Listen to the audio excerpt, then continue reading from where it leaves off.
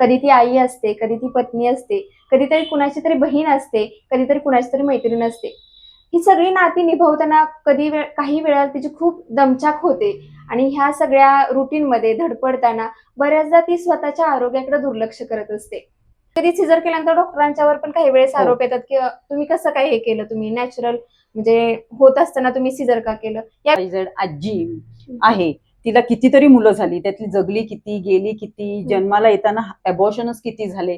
तर हे नमस्कार, मी प्रियांका मधने एक नवीन आणि वेगळा विषय घेऊन आपल्या समोर येत आहे. महिला दिनाच्या निमित्ताने एक सिरीज करण्याचा विचार माझ्या मनामध्ये होता आणि या सिरीजची सुरुवात मी या व्हिडिओपासून करत आहे.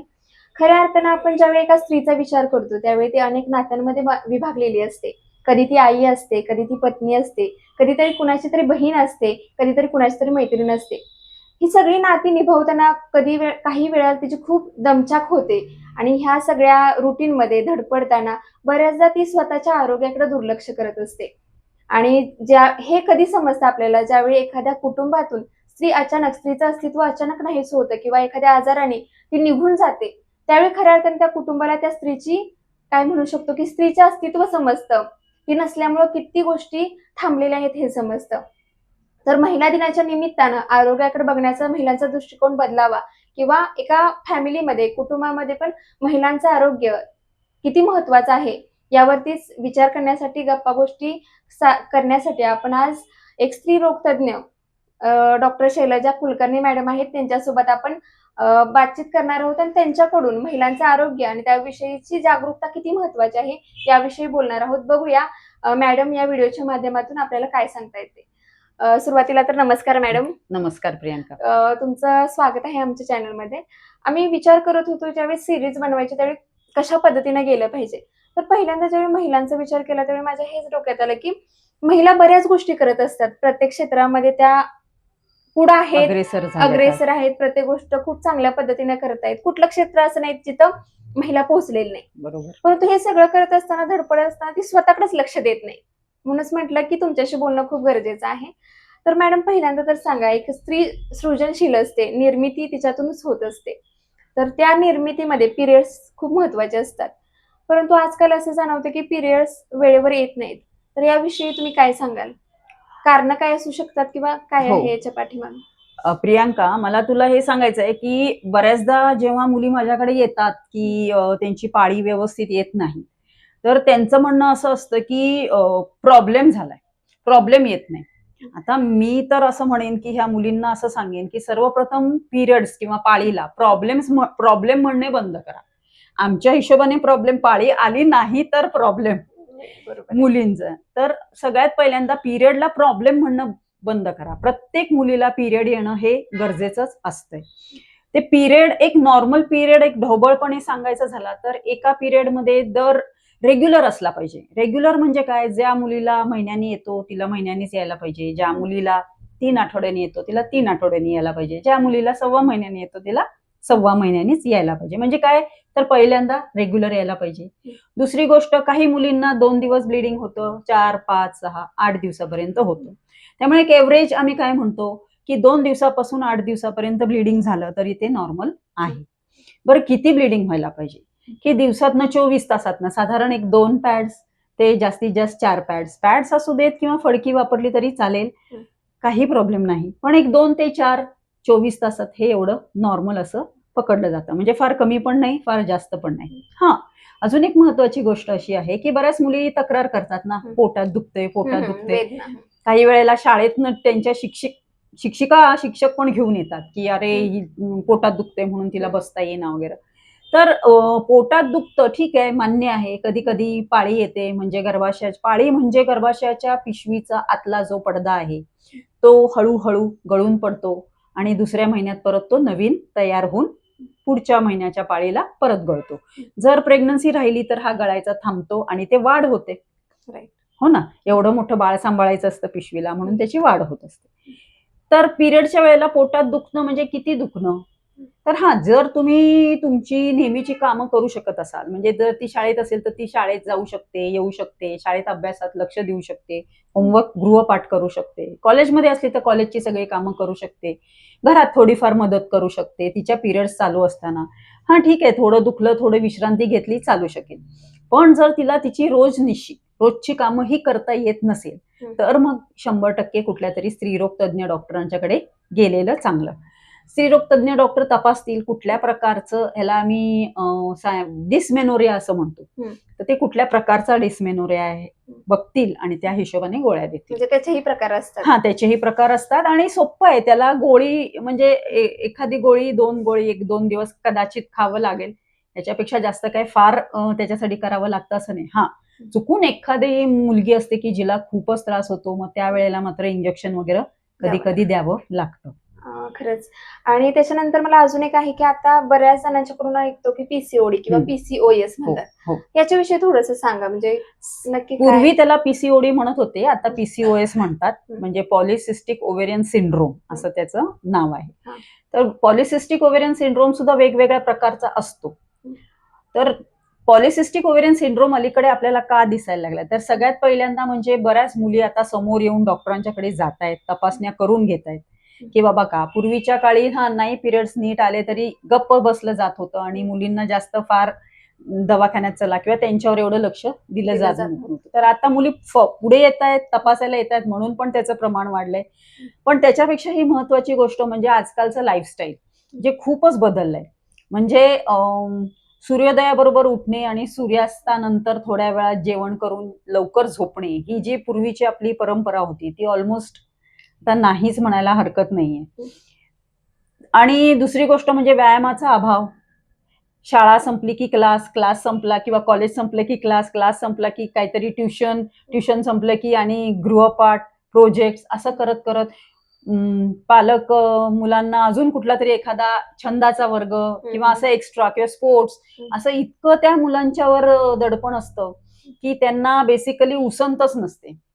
सो मेडिकल टर्मिनॉलॉजीमध्ये आम्ही काय म्हणतो की ही मुलं कायमच सिम्पथॅटिक स्टिम्युलेशन मध्ये असतात, पॅरासिम्पथॅटिक स्टिम्युलेशन मध्ये येत नाही. पॅरासिम्पथॅटिक स्टिम्युलेशन म्हणजे काय, एखादी घटना घडली, आता पटकन आपण गाडी चालवते, समोरून वाहन आलं किंवा काहीतरी आलं, माणूस समोर आला, तर पटकन आपण ब्रेक दाबतो, हो की नाही. आणि म्हणजे त्यावेळी बघितलं तर आपले नाडीचे ठोके वाढलेले असणार, डोळ्यात रक्तपुरवठा खूप झालेला असणार, हातापायात त्राण आलेला असणार, पण त्याच वेळेला आपले आतड्याला रक्तपुरवठा कमी झालेला असणार. म्हणजे ज्या गोष्टीकडे रक्तपुरवठा जास्त जायला पाहिजे तिकडे जास्त जातो. हा, हृदयाची वेग वाढतो, म्हणजे हार्ट रेट किंवा पल्स वाढते, बीपी वाढतो, फाईट और फ्लाईट मोड असं त्याला म्हणतात. आणि पॅरासिम्पथॅटिक म्हणजे काय, की जेव्हा ती गाडी निघून जाते किंवा आपलं सेफ झालो आपण, की आपण काय करतो, हुश. हे जे हुश आहे हे पॅरासिम्पथॅटिक सिस्टीम आहे. मग कायम स्ट्रेस मध्ये जेव्हा राहणार व्यक्ती, तेव्हा हे पॅरासिम्पथॅटिक मध्येच राहतो. म्हणजे काय, तुमचं कायमच हार्ट रेट जास्त आहे, कायमच बीपी जास्त आहे, कायमच तुमची शुगर जास्त आहे. मग लोक काय म्हणतात, किती यंग एज मध्ये ह्यांना ब्लड प्रेशर वाढलं, किती यंग एज मध्ये हार्टचे प्रॉब्लेम झाले, किती यंग एज मध्ये डायबिटीज झाला. तर ह्या सगळ्या गोष्टीचं मूळ कारण हेच आहे की तुमचं लाईफस्टाईल नीट केलं पाहिजे आणि खूप स्ट्रेस कमी केला पाहिजे. म्हणजे स्ट्रेस कसा हँडल करणे हे प्रत्येकाला जमलं पाहिजे. स्ट्रेस सगळ्यांच्या बाबतीत असतो, पण तो मॅनेज करता यायला पाहिजे. कोणाला स्ट्रेस नाहीये. आजकाल आपण जर बघितलं तर कितीतरी देश आहेत जगात, त्या देशाचे जे मुख्य लोक आहेत त्यांना किती स्ट्रेस असणार आहे, पण सगळे जण स्ट्रेस हँडल करतातच आहेत ना, का सगळे आजारी पडलेत, नाही ना असं होत. कितीतरी मोठ्या पदावर कोण कोण आहेत, पण प्रत्येक जण, जी लोक स्ट्रेस हँडल करू शकत नाहीत त्यांच्यामध्ये ह्या प्रमाण जास्त दिसतात. दुसरी गोष्ट, हॉर्मोन्सचे बॅलन्स होत नाहीत, इम्बॅलन्स होतो ह्याच गोष्टी स्ट्रेसमुळेच हॉर्मोन इम्बॅलन्स होतो. हॉर्मोन एकदा इम्बॅलन्स झाला की तुम्हाला बरेच हॉर्मोन्सचे आजार होतात. आता आपल्याला सगळ्यांनाच माहितीये की भारत हा diabetic capital of the world झालाय. ही भूषणावं नाही, लाजिरवाणी गोष्ट आहे की आपण जगातले सगळ्यात जास्त डायबिटिक्सचे पेशंट आपल्या भारतामध्ये आहेत. तर तो पण एक लाईफस्टाईल डिसीजच आहे, तो पण हॉर्मोनल इम्बॅलन्सच आहे. हॉर्मोन्सचा राजा इन्शुलिन आहे, तोच जर नियंत्रणात नीट नसेल तर नक्कीच डायबिटीसला तुम्ही बळी पडू शकता. सगळ्यात सोपं पण ह्याचं ट्रीटमेंट आहे जे हॉर्मोनल इम्बॅलन्समुळे प्रॉब्लेम्स होतात ते दुरुस्त करणं पण तितकंच सोपं आहे. मग पूर्वी जे आपल्याला सांगितलंय ते सगळ्यांनी जर पाळलं तर ऑटोमॅटिकली ह्या सगळ्या गोष्टी रिव्हर्स होऊ शकतात. 3च गोष्टी करायच्या आहेत आपल्याला. एक म्हणजे वेळच्या वेळी उठायचं, वेळच्या वेळी झोपायचं. एक, वेळच्या वेळी जेवायचं, योग्य तेच जेवायचं, व्यवस्थित व्यायाम करायचा आणि व्यवस्थित विश्रांती घ्यायची. म्हणजे आम्ही नेहमी सांगतो की बॅलन्स डायट, प्रॉपर एक्सरसाइज आणि एडिक्वेट रेस्ट, म्हणजे विश्रांती सुद्धा तितकीच महत्वाची आहे. ह्या 3 गोष्टी जर नियंत्रणात आल्या तर तुम्हाला कुठलाही मेटाबॉलिक आजार होणार नाही, कुठलाही हॉर्मोनल प्रॉब्लेम्स येणार नाही. आता मॅडम येऊया दुसऱ्या एका महत्वाच्या विषयाकडे. आत्ताचे म्हणजे पहिल्या काळ आणि आता सगळ्या याचा ज्यावेळी आपण विचार करतो त्यावेळी गर्भधारणा म्हणजे मूल कधी व्हावं हे म्हणजे बऱ्यापैकी आताची लग्न झाल्यानंतर बऱ्याच जणांचं असं मत असतं की आम्हाला एकमेकांना वेळ द्यायचा आहे, त्याच्यामुळे थोडंसं गॅप ठेवून मुलाचा विचार केला जातो. याकडे तुम्ही आता कसं बघता? कारण अनेक पेशंटला तुम्ही हँडल करत असाल. हो, सर्वप्रथम लग्न करायचं का नाही, लग्न केल्यानंतर मूल आपल्याला हवंय का नाही आणि ते कधी हवंय आणि किती हवी आहेत मुलं, ह्याचं काय म्हणायचं, ह्याची पूर्ण जबाबदारी किंबहुना स्वातंत्र्य असं म्हणूया गव्हर्नमेंटनं किंवा जगानं त्या जोडप्यावर दिलेलं आहे. त्या जोडप्याला जर ऍडल्ट, म्हणजे मला काय म्हणायचंय 18 वर्ष नंतर पूर्ण झालेल्यांचं, त्याच्यापेक्षा मोठ्या वयाचं आपली चर्चा चालली आहे, तर 2 कन्सेंटिंग ऍडल्ट असतील तर त्यांनी स्वतःचा विचार करून निर्णय घेणं योग्य, पहिली गोष्ट. पण मेडिकली जर विचारायला लागलीस तू तर आपण बघतोय की आजकाल हे इम्बॅलन्स, हॉर्मोनल इम्बॅलन्स खूप होते. तू म्हटल्यासारखं पीसीओचं प्रमाण पण खूप आता वाढलेलं आहे. स्ट्रेसचं लेवल तर प्रमाणाच्या बाहेर झालंय, कारण दोघही जण बऱ्यापैकी काम करणारी जोडपं असतं. दोघही म्हणजे स्त्री पण काम करते आणि पुरुष पण काम करतो. त्यांच्या कामाच्या ठिकाणचे प्रेशर असतात, घरच्या ठिकाणचे प्रेशर असतात, घरातल्या लोकांचे एक्सपेक्टेशनचे वेगळे असतात, फ्रेंड सर्कल, पियर प्रेशर असतं. आणि मुद्दा असा आहे की आजकाल जीवनशैली वेगळी झाली आहे. प्रत्येक जणाला काहीतरी अचीव्ह करायचंय, काहीतरी. त्यामुळे कॉम्पिटिशन, फोमो सारखे शब्द आहेत, फिअर ऑफ मिसिंग आउट वगैरे. तर ह्या सगळ्या गोष्टींमुळे कॉम्पिटिशन झाली आहे, कम्पॅरिझन खूप झालंय. तर ह्याच्यावर सुद्धा त्या जोडप्याने विचार करून कम्पेअर न करता आपल्यासाठी काय योग्य आहे, आपण कितपत वेळ देऊ शकतो. कारण नुसतं लग्न करणे आणि मूल जन्माला घालणे इथं संपत नाही, हे आपल्या सगळ्यांनाच माहिती आहे. एखादं बाळ झालं की त्याचं व्यवस्थित संगोपन व्हायला पाहिजे, त्याला योग्य ते शिक्षण दिलं पाहिजे, त्याच्या मर्जीनं त्याला जे आवडेल फील्ड, त्या फील्डमध्ये त्याला पुढे करिअर, त्याला किंवा तिला करिअर करणं द्यायला पाहिजे. मग ते आपल्याला कितपत झेपतंय, काय होतंय, किती मुलं आपण सांभाळू शकतो, तेवढा वेळ आपण देऊ शकतो का, तेवढं आपण इमोशनली इन्व्हॉल्व्ह होऊ शकतो का त्या प्रक्रियेमध्ये. आणि फायनान्शियली, अर्थात फायनान्शियली तर बघावंच लागतं. आपल्याला हेल्प करायला, म्हणजे एखादं बाळ छोटं असतं तेव्हा घरातून आपल्याला किती मदत मिळू शकते, ह्या सगळ्या गोष्टी महत्वाच्या आहेत. किंवा बऱ्याचदा आपण बघतो की काही वेळेला असं वाटत असतं जोडप्यांना की अरे होऊ दे 1 किंवा 2 मुलं, पण फॅमिली सपोर्ट नसतो. काही वेळेला फॅमिलीजना वाटत असतं पण ह्या जोडप्याला वाटत नसतं. तर हा इंडिव्हिज्युअल प्रश्न आहे. पण वयाचा परिणाम होतो, कारण नॅचरल प्रेग्नन्सी तुम्हाला सांगायलाच तुम्ही याबद्दल. हो, हाच मुद्दा होता की जसं आपल्याला माहिती आहे की आपण लहानपणापासून वृद्धत्वाकडे जातच असतो, दिवसेंदिवस आपण त्याच ठिकाणी जाणार आहोत. तसेच आपल्या शरीरामधले स्त्री बीज वगैरे पण जशी जशी ती स्त्री मोठी होत जाईल तसे तसे ते स्त्री बीज पण, त्याची स्त्री बीजाची संख्या पण थोडी कमी होत जाते. म्हणजे डेफिनेटलीच होत जाणार, कारण जन्माला आल्यानंतर आपण काही वर्षानंतरच आपले स्त्री बीजांचं उपयोगी स्त्री बीज तयार व्हायला सुरुवात होतात, ज्या वेळेला आपल्याला पिरियड यायला लागतात. त्याच्यानंतर हळूहळू ती दर महिन्याला होतच असतात. त्यामुळे आमचा असा सल्ला म्हणजे असेल की कुठल्या पण डॉक्टरचा सल्ला असा असेल की खूप लेट पण करू नका आणि थोडा टाइम घ्या, एन्जॉय करा. नाही असं नाही, त्याच्या विरुद्ध तर कोणीच नाहीये, पण फार लेट पण करू नका. कारण किती वय असं काय साधारण 30 वर्षाच्या पुढे आम्ही असं बघतो की थोडेसे एबनॉर्मॅलिटीज मुलांच्या मध्ये होण्याचे प्रमाण वाढतं, पण 35 स्त्रीचं वय जर 35च्या पुढे गेलं तर बऱ्यापैकी हे प्रमाण 35च्या वयापेक्षा कमी असलेल्या स्त्रियांच्या पेक्षा मुलांमध्ये ॲबनॉर्मॅलिटीज असण्याची शक्यता 35 पेक्षा पुढे. पण आम्ही डॉक्टर्स सतर्क असतो, त्याचे टेस्ट करतो, पेशंटना हे सांगतो की बाबा तुमचं वय 35च्या पुढे आहे. त्यामुळे काउन्सिलिंग आजकाल खूप छान झालंय. पूर्ण फॅमिली हिस्ट्रीवर पहिल्याच व्हिजिटला बरंच बोललं जातं. पूर्वी असं नव्हतं, एक रुटीन असायचं, रक्त तपासा, लघवी तपासा आणि झालं असं असायचं. पण आता बऱ्यापैकी इनडेप्थ काउन्सिलिंग होतं. कुणाला कुठला फॅमिली आजार आहे का, नात्यात लग्न शक्यतो करू नका, हे पण आम्ही आता आजकाल सांगायला लागलोय. पूर्वीची पद्धत होती, पण आजकाल बरेचसे जर एकाच फॅमिलीमध्ये जर 2 रिसेसिव्ह प्रॉब्लेम्स असतील, ते लग्न झाल्यानंतर ते डॉमिनंट म्हणून त्यांच्यामध्ये दिसू शकतं. म्हणजे वेगवेगळ्या लोकांच्या बरोबर जर ह्यांनी लग्न केली असती तर ती अजिबात मुलांच्या मध्ये दिसली नसती. पण जर एकत्र एकाच फॅमिलीतनं एकाच ह्याच्यातनं केल्यामुळे ती दिसू शकतात. त्यामुळे मुलाच्या बाबतीत त्या बच्चूमध्ये दिसू शकतात. त्यामुळे आम्ही काय म्हणतो की शक्यतो नात्यात लग्न आणि जवळच्या नात्यात तरी शक्यतो करू नका. मॅडम आता अजून एक सांगा की आता पिरियड्स येण्याचं आपण बघितलं, तसं मेनोपॉज बद्दल आणि त्याच्यामुळं काय बदल होतोय का स्त्रीमध्ये, काय लक्षणं दिसतात? हो, जसं पिरियड्स सुरू होताना हॉर्मोन्स हळूहळू वाढतात आणि त्याचं एक विशिष्ट स्टेज येईस तोपर्यंत थोडं मुलींना किंवा मुलांना थोडं अवघड जातं, हँडल करायला पण अवघड जातं. तसंच पाळी जाताना सुद्धा, स्त्रियांच्या पाळी जाताना असं म्हणू शकतो, आणि म्हणजे त्याला तू मेनोपॉज म्हटली, पुरुषांच्या मध्ये पण असतं ज्याला आपण अँड्रोपॉज म्हणतो. ते दोघांचंही जरी बघितलं तुम्ही तर ते हॉर्मोन शेवटी कमी कमी होतच जातात. तर वेगवेगळे हॉर्मोन्स असतात, त्यातले प्रमुख हॉर्मोन स्त्रियांचा इस्ट्रोजन असतो, तो कमी झाल्यामुळे बऱ्याचशा गोष्टी होऊ शकतात.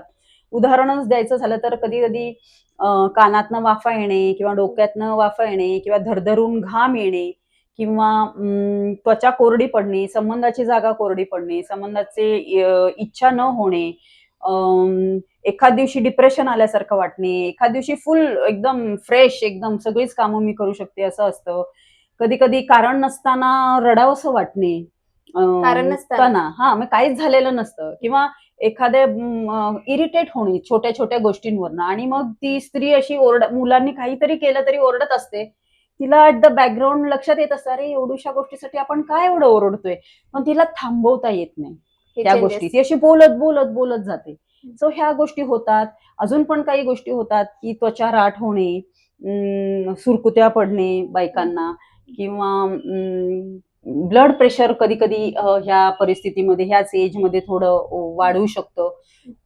हार्ट्समध्ये छातीत धडधड वाढते. ह्या बऱ्याचशा अशा छोट्या छोट्या गोष्टी, खूप गोष्टी आहेत, पण त्यातल्या ह्या पटकन. आणि मुद्दा काय असतो की स्त्रिया पुढे येत नाहीत. ह्या सगळ्या गोष्टीसाठी औषधं आहेत, पण ते जर तुम्ही डॉक्टरांच्याकडे आलात, कुठल्या पण स्त्रीरोग तज्ञांच्याकडे गेला, तुम्ही सांगितलेली लक्षणं दिसल्यानंतर जास्त प्रमाणात म्हणजे तर प्रामुख्याने ज्या वेळेला पाळीत खूपच ब्लिडिंग होतं त्याच वेळी ते येतात. पाळीमध्ये पण पिरियड जाताना बदल होतात, म्हणजे अनियमित होते, कधी लवकर येते, कधी उशिरा येते, कधी ब्लिडिंग कमी होतं, कधी जास्त होतं, कधी थोडे दिवस ब्लिडिंग होतं, कधी जास्त दिवस ब्लिडिंग होतं. आणि ज्यावेळी ते खूप दिवस होतं किंवा खूप ब्लिडिंग जास्त होतं त्याच वेळी येतात. पण नुसतं तेवढंच नसतं ना पाळी जाणं, त्याच्या बरोबरीने हे बाकीच्या सगळ्या गोष्टी पण असतात. मग ह्या सगळ्या गोष्टींसाठी उपचार अवेलेबल आहेत, फक्त पोहोचलं पाहिजे डॉक्टरांच्याकडे तुम्ही तुम्ही सांगितलं. ते सेम वय किती असतं? हे भारतामध्ये एव्हरेज 47 आहे, पण जरी 47 एव्हरेज असलं तरी सगळ्यांचं काय 47व्या वर्षीच पाळी जाईल असं नाही. थोडंसं प्लस मायनस होऊ शकतं, एक 4-5 वर्ष इकडं तिकडं होऊ शकतं. फक्त एक गोष्ट मला सांगायची आहे की ज्या वेळेला तुमची पाळी बंद व्हायच्या आधी तुमचं वजन खूप वाढेल, तर प्लीज त्याचं टेन्शन घेऊ नका. त्याचं कारण असं आहे की आपला सगळा बोजा जो आहे तो पायावर, हातावर, सगळं शरीर पेलवलं जातं, आणि त्या वजनामुळे काय होतं की आपली हाडं थोडीशी मजबूत होतात, आमच्या भाषेत बोलायचं तर डेन्स होतात. त्याचं कारण असं आहे की निसर्ग नियम आहे हा, पाळी गेल्यानंतर पहिल्या 2 वर्षात प्रत्येक स्त्रीचं प्रत्येक हाड हे 20% ठिसूळ होतं. त्याच्यामुळे हे निसर्गाने केलेली एक पद्धत आहे की पाळी जायच्या आधी तुम्हाला वजन वाढवतं, आणि वजन पेलवण्यासाठी हाडच लागतात, त्यामुळे ही हाडं थोडी मजबूत करून घेतात. तर बघ भगवंताची कृपा किती ग्रेट आहे. तेच ना. आणि मग मग काय करायला पाहिजे, मग पाळी गेलेल्या बायकांनी 100% कॅल्शियम वाढवलं पाहिजे. मग ते तुम्ही नैसर्गिकरित्या दूध म्हणा, दही म्हणा, पनीर म्हणा, ताक म्हणा, त्याच्यातनं पण घेऊ शकता, किंवा कॅल्शियमच्या गोळ्या असतात त्याच्यातनं तुम्ही कॅल्शियम. पण कॅल्शियम वाढवणे, व्यायाम करणे या वयात, स्वतःला तब्येत चांगली ठेवणे, हे जसं मी सांगितलं की व्यवस्थित व्यायाम, व्यवस्थित झोप आणि व्यवस्थित आहार, ह्या गोष्टी नुसताच एका व्यक्तीसाठी नाही, जन्माला आलेल्या बाळापासून आपण मरेस तोपर्यंत सगळ्यांसाठी त्या तेवढ्याच महत्वाच्या आहेत. खरंच मॅडम खूप छान सांगतायत. मॅडम आताच तुम्ही सांगितलं की अशा त्रास होत असेल तर बऱ्याच महिला येत नाही डॉक्टरांच्या पर्यंत, कारण त्यांना ओळखूच येत नाही असे बदल होणारे. तर आता खऱ्या अर्थानं भारतामध्ये आपण बघतो की गर्भाशयाचा कॅन्सर, ब्रेस्ट कॅन्सर याचं प्रमाण वाढतंय, आणि ह्याच्यामध्ये पण महिला काय करतात की लाजतात. बोलावं कसं, घरात बोलायला, आपल्या नवऱ्याशी बोलायला सुद्धा त्या लाजतात. मग बाकीच्यांची तर गोष्ट दूरच. मग असं असताना ह्या गोष्टींबद्दल पण सांगा की हे प्रमाण वाढते आणि तुम्ही लाजला तर ते वाढतच जाणार. हो, नक्की. त्याच्याबद्दल महिलांना किंवा सांगा सर्वांनाच की काय तुमचा सल्ला असेल. बेसिकली आता पूर्वी होतं की गर्भाशयाच्या पिशवीच्या मुखाचं कॅन्सर हे भारतामध्ये खूप दिसायचं, पण आता अवेअरनेस वाढलंय, HPV वॅक्सिन वगैरे पण भरपूर त्याचा प्रसार आणि झालेला आहे, त्यामुळे ते थोडंसं मागे पडलंय. म्हणजे आनंदाची गोष्ट आहे की ते मागे पडलंय, पण ते पूर्णपणे गेलं पाहिजे.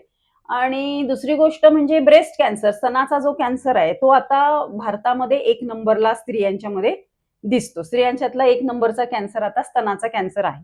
तर स्तनाचा कॅन्सरचं वैशिष्ट्य काय आहे की स्तनाचा कॅन्सर हा पूर्वी ज्या वयात होत होता त्याच्यापेक्षा आता खूप अलीकडच्या वयात दिसायला लागलेला आहे.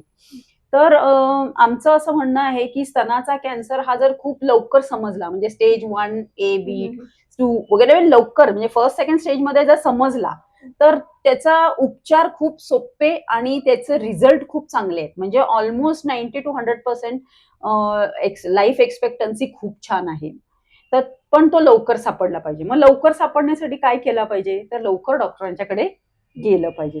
मग डॉक्टरांच्याकडे लवकर येण्यासाठी एक तर डॉक्टर जे असतात ना ते कधीही तुम्हाला पेशंट, स्त्री, पुरुष म्हणून असं त्यांची नजर ना शिकत असतानाच मेलेली असते. कारण आम्ही, माहितीच असेल तुला की फर्स्ट इयर मध्येच आपल्याला बॉडी डिसेक्शनला असते, तर ती अख्खी वरपासून खालपर्यंत सगळेच बॉडी डिसेक्ट करून करून वर्षभर तेच बघून बघून सगळ्यांची नजर मेलेली असते. त्यामुळे लाजू नका, बिलकुल लाजू नका.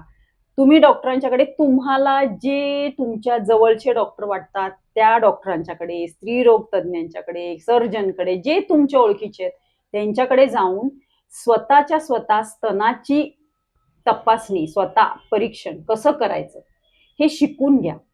हे खूप महत्वाचं आहे. स्टेज 1 मध्ये जर तुम्हाला एखादी गाठ लागली तर ती कशी ओळखायची हे शिकून घ्या. आणि एकदा तुम्ही शिकला की रोज आंघोळ करताना स्तनाची तुम्ही तपासणी स्वतःची स्वतः करा. आणि अगदीच नाही जमलं रोज करायला तर निदान आठवड्यातनं एकदा तरी स्तनाची तपासणी स्वतः करा. ह्याच्याने काय होणार, पटकन आपल्याला छोटीशी गाठ छोटी असतानाच आपल्याला ती लक्षात येईल. ती गाठ छोटी असतानाच लक्षात आली तर त्याचं परीक्षण लवकर होईल. सगळ्या गाठी कॅन्सर नसतात हे लक्षात ठेवा. बऱ्याचशा गाठी असतात त्या फायब्रॉइड पण, फायब्रोमा पण असू शकतो की ज्याच्या नुसतं गाठ काढली की तिथेच विषय संपतो. तर आणि वेगवेगळ्या प्रकारच्या असतात.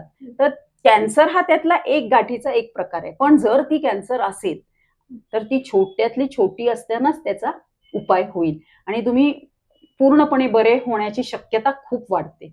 याच्यामुळे बरेच पेशंट आपण बघतो आता कृष्णात वगैरे पण बरेच पेशंट आहेत की जे लवकर सापडल्यामुळे 100% बरे झालेले आहेत. बरोबर. तर मॅडमने खूप महत्वाचा सल्ला दिला की न लाजता अशा गोष्टी बोलल्या पाहिजेत किंवा डॉक्टरांच्या पर्यंत पोहोचलं पाहिजे, हे खूप महत्वाचं आहे. मॅडम ज्या गोष्टी आतापर्यंत व्हिडिओ मध्ये सुरुवातीपासून सांगत आहेत त्या फक्त महिलांसाठी नाहीत, कारण एक महिला असली ती आपली आई असते, एक भावाची ती बहीण असते, म्हणजे बायको असली तर त्याच्या पाठीमागे नवरा असतो. म्हणजे हे सगळं आपला समाज आहे, एकमेकांशी आपण जोडले गेलेलो आहोत. म्हणजे हा व्हिडिओ फक्त महिलांसाठीच आहे, महिलांनीच बघावा, स्त्रियांच्याच बाबतीत आहे असं नाही, तर प्रत्येकानं बघणं गरजेचं आहे. तर तुम्ही ह्याच्याबद्दल पण सांगा, कारण बोलत असताना पण आपल्या गावाकडे पण काय होतं की आपण ज्यावेळी बोलत असतो त्यावेळी हे विषय बोलताना कसं सगळ्यांच्या समोर बोलू, हो, हा फार मोठा प्रश्न येतो. लाजून किंवा हो. नको बोलायला.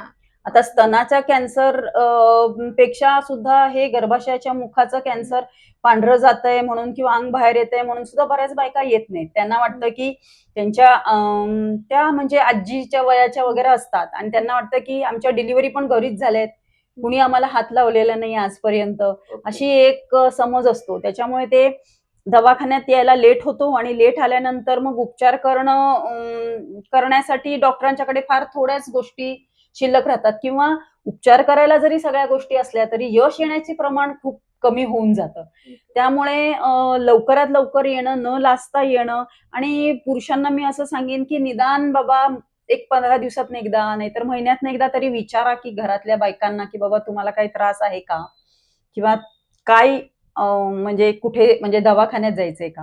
मग ह्याच्यासाठी डॉक्टर एक साधा एक ढोबळ एक हे आहे की आम्ही म्हणतो की 30 वर्षाचे किंवा 35 वर्षाचे झाल्यानंतर वर्षातनं एकदा डॉक्टरांच्याकडे जाऊन तपासणी करा, वर्षातनं एकदा सोनोग्राफी करून बघा. म्हणजे बेसिक मॅमोग्राफी वगैरे जर काही गाठबीट असेल किंवा फॅमिली हिस्ट्री असेल, बाबा आपल्या फॅमिलीमध्ये आहे कुठला तरी कॅन्सर, तर अशा लोकांनी जरा जास्त जागरूक राहून जरा तपासण्या लवकर लवकर कराव्यात. कारण इतर लोकांच्या पेक्षा ज्यांच्या फॅमिलीमध्ये स्तनाचा कॅन्सर आहे त्यांना जास्त होणं. आणि हा महत्वाचं म्हणजे आपल्या फॅमिलीत जर कॅन्सर असेल, स्तनाचा कॅन्सर असेल विशेष करून, तर जरी तुम्ही पुरुष असला तरी आणि तुम्हाला आता बहीणच नाहीये पण फॅमिलीमध्ये ब्रेस्ट कॅन्सर आहे, तरी त्यांनी लक्षात ठेवलं पाहिजे की माझ्या मुलीला माझं लग्न होणार, मग माझ्या मुलीला पण हे होण्याची शक्यता आहे. त्याला जीन्स आहेत BRCA1 BRCA2 नावाचे, त्याचं टेस्टिंग पण होतं, ते पण करून घेऊ शकतो. पण हे सांगितलं पाहिजे पिढी टू पिढी की बाबा रे आपल्या फॅमिलीमध्ये ब्रेस्ट कॅन्सर आणि हे होतं, बोललं तरच तरच शकतंय. समजू शकतं, नाहीतर नाही समजणार. ते पुढे होऊ शकतं, त्याचं टेस्टिंग वगैरे असतं, सगळं असतं, ते आपण समजू शकतो, होणार नाही होणार, या सगळ्या गोष्टी होऊ शकतात. पण हे जागरूकतेनं कॅरी फॉरवर्ड झालं पाहिजे. मग हे पुरुष करू शकतात, अवेअरनेस वाढवू शकतात किंवा काय म्हणायचं, जसं मी म्हटलं की वर्षातनं एकदा तुमचे टेस्टिंग, जर तुमचं वय 40च्या पुढे गेलं तर वर्षातनं 2 वेळेला टेस्टिंग करून घेणं, आठवण करून देणं किंवा एक घरात एक पद्धत करायची की 1 जानेवारी आणि 1 जुलै किंवा जानेवारीचा पहिला आठवडा आणि जुलैचा पहिला आठवडा, की जसं आपण म्हणतो ना डिसेंबरच्या एंडला काहीतरी एक संकल्प करतात, तर असं काहीतरी करावं की जानेवारीच्या पहिल्या आठवड्यात आणि जुलैच्या पहिल्या आठवड्यात आम्ही बायको सगळं टेस्ट करणार किंवा वर्षातनं एकदा तरी निदान टेस्ट. कारण आपल्याला माहितीच आहे की स्ट्रेस हा सगळ्यांना आहे. इंडिया डायबिटिक कॅपिटल झालंय. स्त्रियांमध्ये स्तनाचा कॅन्सर खूप वाढतोय. PCOS तू जे म्हटलेस त्याच्यामुळे पिरियड्सचे प्रॉब्लेम्स आणि साठी प्रॉब्लेम्स, उशिरा लग्न करणं, मुलं खूप लेट म्हणजे प्लॅन करणं, ह्या सगळ्या गोष्टींमुळे बदल हे होणारच आहेत. पण त्याची वेळच्या वेळी काळजी घेणं हे आपल्याच हातात आहे. आणि त्याच्यासाठी 3च गोष्टी मी तुला सांगितलं, सगळ्यावरच हो, की व्यवस्थित जेवणे, व्यवस्थित व्यायाम करणे आणि व्यवस्थित विश्रांती घेणे. शेवटचा प्रश्न मॅडम याच्यामध्ये, हा तेच घेणार होते. आरोपच केला जातो. तर बऱ्याचदा काय होतं, आता मॅडमनी सांगितलं, पण बऱ्याचदा काय होतं, आता पण आपण असं बघतो की ज्यावेळी एक स्त्री म्हणजे ज्यावेळी प्रेग्नेन्सीला येते त्यावेळी बऱ्याच कुटुंबामध्येच म्हणजे सासू असू देत, आईकडून असं येतं की नाही आमची मुलगी नॉर्मल, म्हणजे आमच्या मुलीची नॉर्मल डिलिव्हरी झाली पाहिजे. कधी कधी सिझर केल्यानंतर डॉक्टरांच्यावर पण काही वेळेस आरोप येतात की तुम्ही कसं काय हे केलं, तुम्ही नॅचरल म्हणजे होत असताना तुम्ही सिझर का केलं. याविषयी थोडंसं तुमचा अनुभव आणि तुमचं मत हे पण सांगा. नाही, जे तू म्हणतेस ना त्याचे 2 पैलू आहेत, म्हणजे 2 बाजू दोन्ही आहेत. बाजूने पण. हा म्हणजे एक जे पेशंट म्हणतात की नॉर्मलच झालं पाहिजे.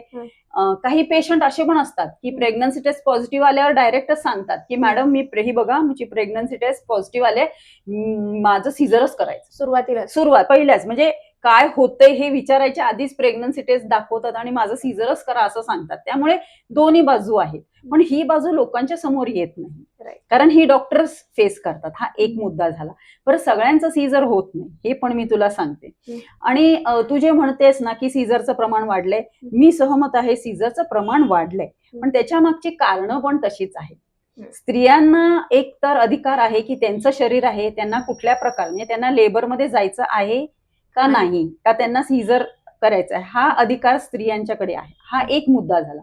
दुसरा मुद्दा असा झालाय की पूर्वीच्या ज्या बायका म्हणजे यायच्या लेबरमध्ये, तर त्यांची एक विशिष्ट मनाची तयारी असायची की बाबा लेबर दुखणार, खूप वेदना सहन करायला लागणार. तर आजकालच्या थोडं ते म्हणजे काय म्हणूया, थोडस कमी झालंय असं दिसतंय चित्र एक सगळीकडे. आरोप नाहीये, पण सगळीकडे चित्र थोडंसं तशा प्रकारचं दिसतंय. ही दुसरी गोष्ट आहे.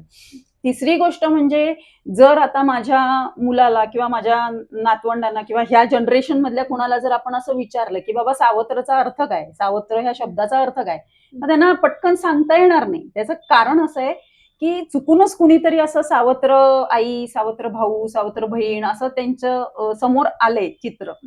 बरं हे का बदललं? कारण जर आजपासून जर मागे जर आपण बघितलं तर बऱ्याचशा महिला प्रेग्नन्सीमध्ये किंवा डिलिव्हरीच्या वेळेला किंवा डिलिव्हरी झाल्यानंतर ह्या जायच्या किंवा मुलं सुद्धा जायची.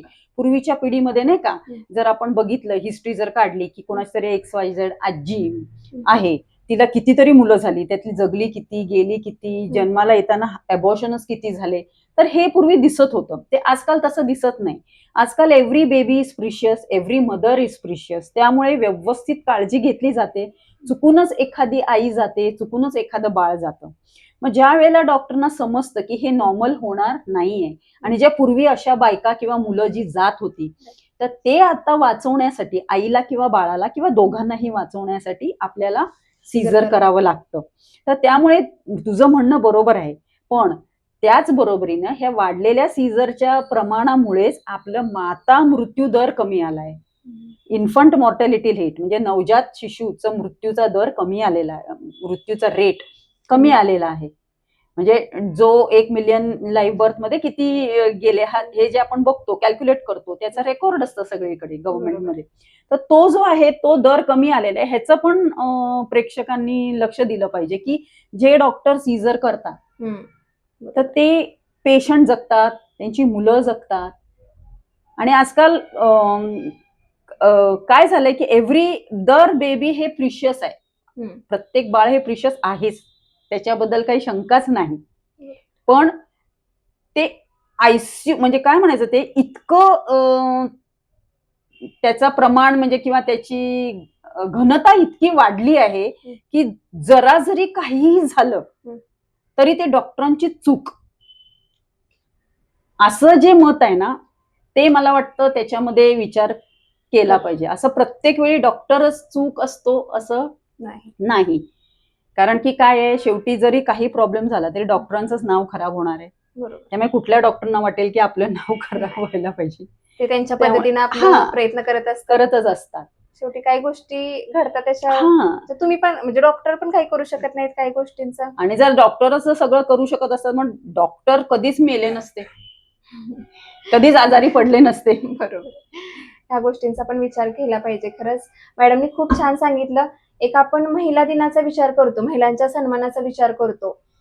प्रत्येक क्षेत्रामध्ये एका उंचीला गेलेली महिला बघतो, एक स्त्री बघतो, परंतु तिच्या आयुष्यामध्ये तिचं आरोग्य किती महत्वाचं असतं. ती आरोग्यानं धडधाकट असेल, मनानं पण तेवढी सक्षम असेल, विचारांनी तेवढीच परिपक्व असेल, तरच ती या समाजामध्ये वावरू शकते आणि एक चांगला समाज, आपलं एक कुटुंब चांगल्या पद्धतीने निर्माण करू शकते. तर मॅडमनी याच संदर्भात खरं खूप चांगली माहिती दिली आणि ही पोहोचणं खरं काळाची गरज आहे किंवा सगळ्यांच्या पर्यंत पोहोचणं गरजेचं आहे. ह्या महिला दिनाच्या निमित्तानं मला वाटतं आपण जे सिरीज करणार आहोत त्याच्यामधलं ह्या व्हिडिओमध्ये हे सगळं जाणं महत्वाचं कारण आहे. कारण प्रत्येक महिलेला हे समजलंच पाहिजे, पण महिलेबरोबर एका पुरुषाला पण समजलं पाहिजे की अशा पद्धतीचा बदल होत असतो. त्यामुळे मॅडमनी ही एवढी छान माहिती दिली, त्याबद्दल मी खऱ्या अर्थानं त्यांचं मनापासून आभार मानते. कारण ही माहिती खऱ्या अर्थानं एका जरी महिलेच्या आयुष्यामध्ये बदल झाला तर नक्कीच खूप मोठं कार्य ह्या निमित्तानं होईल.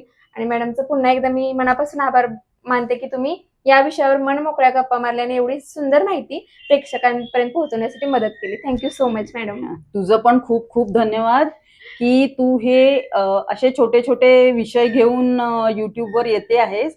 आणि आम्हाला पूर्वी वाटायचं की बाबा आम्ही कुठेतरी जाऊन व्याख्यान दिलं किंवा असं काही केलं तरच हे जाईल, पण आता 100 माणसं 200 माणसांपेक्षा युट्यूबच्या ह्या माध्यमातून आपण लाखो माणसांपर्यंत एकाच वेळेला पोहोचू शकतो. त्यामुळे तुझे खूप आभार आहेत की तू पुढाकार घेऊन हे सुरू केलंयस. तर तुला खूप शुभेच्छा. तुझं हे जी सिरीज केली आहे त्याच्यासाठी पण, आणि इथून पुढच्या तुझ्या आयुष्याच्या सगळ्या वाटचालीसाठी पण खूप खूप शुभेच्छा. Thank you madam. धन्यवाद.